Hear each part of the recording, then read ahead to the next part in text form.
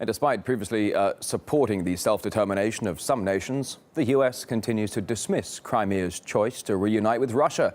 Washington is standing by its newfound allies in Kiev after helping them propel to power with billions of U.S. dollars. As RT's Anastasia Churkina reports, Ukraine is not the first country to go through selective U.S.-backed regime change. Exporting chaos, enter the world promoter of the right to self-determination and other high principles, the U.S. We are long past the days when the international community will stand quietly by while one country forcibly seizes the territory of another.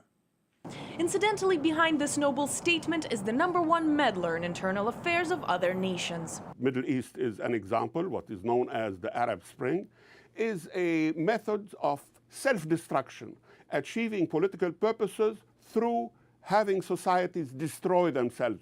The country that coined the term regime change, promoting unrest wherever on the globe serves its interests.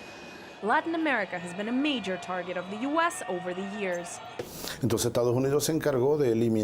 We have examples of outside intrusion in the internal politics of states like Mexico, Guatemala, Panama, Nicaragua, Haiti, Dominican Republic, and Grenada. Repeated attempts of a coup in Venezuela, Argentina, Brazil, Ecuador, and Bolivia. There was no coup in the 150-year-old history of Latin America that the U.S. government did not apply its hand to. Coincidentally, U.S. participation in events in Ukraine did not begin or end in distributing snacks or friendly gestures of support. We've invested over $5 billion to assist Ukraine in these and other goals that will ensure a secure and prosperous and democratic Ukraine.